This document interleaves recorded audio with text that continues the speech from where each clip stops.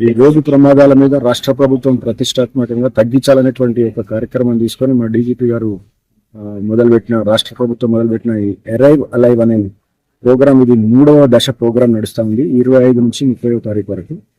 ఈ దశలో ఈ రోడ్డు ప్రమాదాలు తగ్గించే దిశగా పోలీస్ శాఖ చేపట్టే కార్యక్రమం లోపల మేము అందరం కూడా ఈ ఎక్కడెక్కడైతే ఎక్కువ మంది డ్రైవర్లు ఉంటారో వాళ్ళందరికీ ఒక అవేర్నెస్ ప్రోగ్రామ్ ఏర్పాటు చేయడం జరుగుతుంది. దానిలో భాగంగా ఈరోజు ఐఓసిఎల్ లో ఉన్నటువంటి డ్రైవర్లకు హెల్పర్లందరికీ కూడా రామగుండం సిపి గారి ఆదేశాల మేరకు ఇక్కడ ఒక ప్రోగ్రామ్ ఏర్పాటు చేయడం జరిగింది.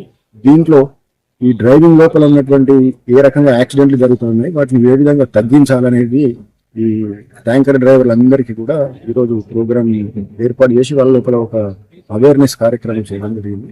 దీన్ని పూర్తి స్థాయిలో ప్రజల్లోకి తీసుకెళ్లి ఈ రోడ్డు ప్రమాదాలు తగ్గించే విధంగా, దాంట్లో జరిగే మరణాలను తగ్గించే విధంగా పోలీస్ శాఖ తరఫున మేమందరం దీన్ని చేస్తాము. దీనికి మీ ప్రజలందరూ కూడా సహకారం ఇవ్వాలని చెప్పేసి కోరుతాం. దీనిలో ఇంకా పూర్తి స్థాయిలో వీటి చేయడం కాకుండా సైబర్ క్రైమ్, మిగతా గాంజా విషయాల మీద కూడా ప్రజల లోపల అవేర్నెస్ కార్యక్రమం. ఈ సందర్భంగా సామాన్య ప్రజలకు మరి ఒక విజ్ఞప్తి ఏంటంటే, బయట జరుగుతున్నటువంటి ఏవైతే రూమర్స్ ఫ్లోట్ అవుతున్నాయో అదన్నీ కూడా అబద్ధం. ఎక్కడ కూడా పెట్రోల్ కానీ గ్యాస్ కానీ ఎక్కడ కూడా కొరత లేదు, సఫిషియంట్ నిల్వలు ఉన్నాయి.